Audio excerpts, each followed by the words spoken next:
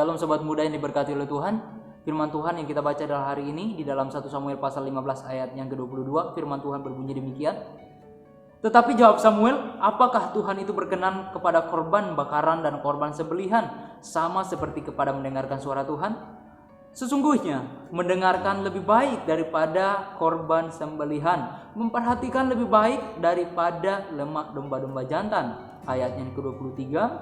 Sebab pendurhakaan adalah sama seperti dosa bertenung, dan kedegilan adalah sama seperti penyembahan berhala dan terafim. Karena engkau telah menolak firman Tuhan, maka ia telah menolak engkau sebagai raja. Firman ini yang datang kepada Saul, yang dimana diucapkan oleh Samuel. Firman Tuhan yang datang kepada Samuel untuk Saul. Firman Tuhan ini diperkatakan langsung melalui mulut Samuel untuk menyampaikan kepada Saul, karena Saul sudah melanggar kekudusan. Dan sekalipun dia raja, tapi Tuhan sudah berfirman bahwa hanya seorang imamlah yang berhak untuk mempersembahkan korban.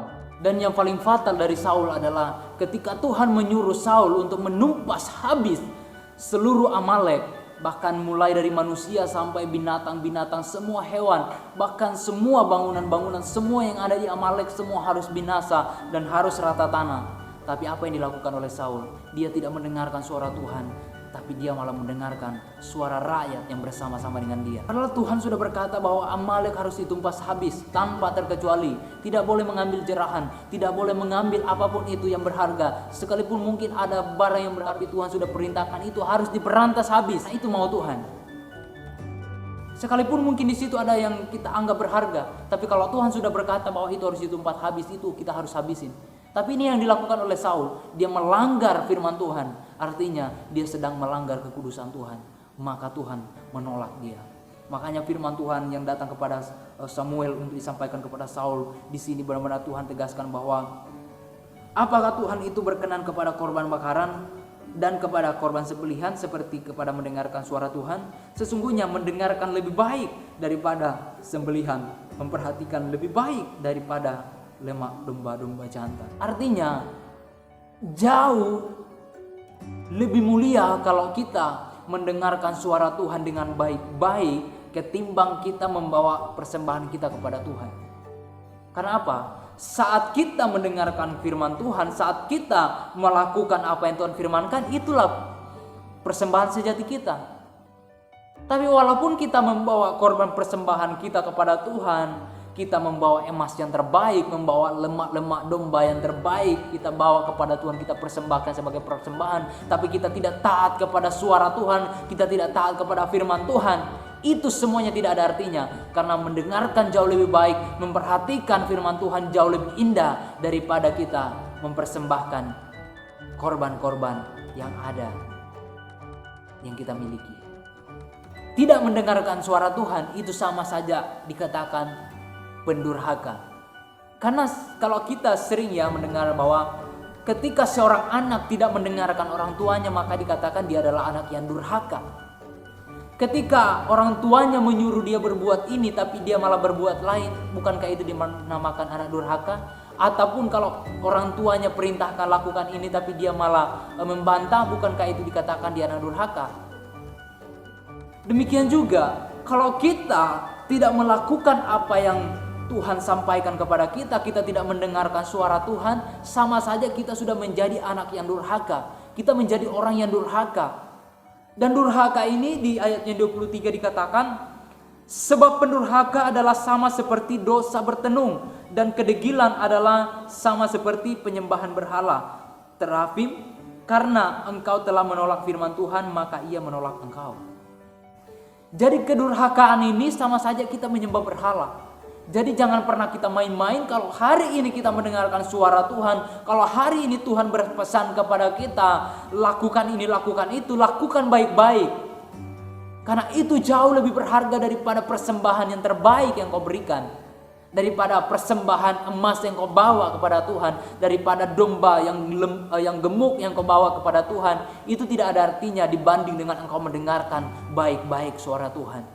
Dan apa yang dikatakan di ayat yang 23 juga, bahwa Saul juga memiliki hati yang degil. Selain dia durhaka, dia memiliki hati yang degil. Karena berapa kali Tuhan berfirman kepada dia selalu melanggar. Yang pertama, dia melanggar kekudusan Tuhan karena dia mempersembahkan korban. Yang kedua, dia disuruh untuk menumpas habis bangsa Amalek. Tapi apa yang dilakukan? Justru malah dia melawan. Justru malah dia menyisahkan hewan-hewan ternak demi mereka bawa pulang dengan alasan bahwa itu akan dipersembahkan kepada Tuhan. Nah, ini yang terkadang terjadi dalam kehidupan manusia. Sesuatu yang begitu jahat tapi bisa dirohani-rohanikan. Nah, ini yang harus kita betul-betul peka ya, agar kita jangan tertipu dengan tipu-tipu muslihat iblis. Jangan hal yang jahat kita bisa buat menjadi rohani supaya kita dianggap bahwa kita ini rohani ya. Nah, ini yang terkadang bahwa terjadi dalam kehidupan anak-anak Tuhan juga sekarang hari-hari ini. Banyak anak-anak Tuhan yang menghalalkan segala cara dengan berpikir bahwa yang dilakukannya itu ya untuk memuliakan nama Tuhan, padahal itu tidak berkenan di hadapan Tuhan. Mendengarkan suara Tuhan jauh lebih baik daripada korban apapun yang ada dalam dunia ini. Karena yang sesungguhnya memperhatikan apa yang menjadi perintah Tuhan itu jauh lebih berharga. Marilah kita sebagai anak-anak Tuhan menjadi pribadi-pribadi yang selalu taat kepada apa yang Tuhan perintahkan. Jadi kuncinya di sini adalah taatilah segala perintah Tuhan dan dengarkanlah setiap firman-Nya. Maka engkau akan hidup, maka engkau akan menjadi rekan sekerja Tuhan. Saul di sini sudah dirancangkan bahwa dia akan menjadi raja, bahwa kerajaannya pun akan dikokohkan oleh Tuhan. Dan Tuhan sudah merancang sedemikian mungkin bahwa Saul ini akan dijadikan orang yang nomor 1 di bangsa Israel. Tapi kenapa dia bisa gagal? Ya karena tidak mendengarkan suara Tuhan. Dan dalam kehidupan kita juga, mungkin Tuhan sedang merancangkan kita untuk menjadi orang yang hebat, menjadi pribadi yang bisa berpengaruh, tapi karena kedegilan kita, karena ketidaktaatan kita, maka kita kehilangan semuanya itu. Tuhan bisa mengambil berkat yang sudah Tuhan siapkan, tapi kalau saat kita melenceng, kita membelok dari rencana Tuhan itu, Tuhan akan ambil. Dan itu akan diberikan kepada orang lain. Tuhan memang sudah menyiapkan berkat bagi setiap kita manusia, dan Tuhan sudah menyiapkan setiap porsi-porsinya. Tapi kalau kita tidak taat dalam mengikuti setiap perintah Tuhan, kita tidak setia mendengarkan firman Tuhan, maka berkat itu bisa saja hilang. Dan itu akan diberikan kepada orang lain yang melakukan firman Tuhan dengan taat, yang melakukan firman Tuhan dengan setia. Jadi makanya jangan heran kenapa Tuhan mengangkat Daud menjadi raja, dan Tuhan mengangkat Daud sedemikian rupa menjadi raja yang betul-betul dari keturunan Daud inilah tidak pernah akan putus, akan lahir raja-raja, bahkan sampai kepada Yesus yang adalah raja di atas segala raja, itu lahir dari keturunan Daud. Dan seharusnya kalau Saul taat, Tuhan Yesus akan lahir dari keturunan Saul. Jadi karena ketidaktaatan Saul, maka berkat itu berpindah kepada Daud. Jadi hari ini kuncinya adalah mendengarkan suara Tuhan jauh lebih baik daripada sebuah korban yang kau bawa, daripada sebuah harta yang kau persembahkan kepada Tuhan. Memperhatikan perkataan Tuhan itu jauh lebih indah dari segala emas dan permata. Jadi jangan pernah engkau sepelekan kalau hari ini engkau mendengarkan suara Tuhan untuk engkau lakukan. Kerjakanlah itu. Karena apa? Setiap firman Tuhan yang keluar dari mulut Allah itu tidak akan pernah kembali dengan sia-sia. Karena apa? Itu akan mengerjakan kemuliaan dalam kehidupan kita. Kalau Tuhan menyatakan firman-Nya kepada kita, berarti Tuhan ingin agar ada kemuliaan-Nya hadir memenuhi setiap kehidupan kita. Jadi jangan anggap sepele ketika Tuhan berfirman kepada kita. Tandanya bahwa kita adalah orang-orang yang dikenan oleh Tuhan.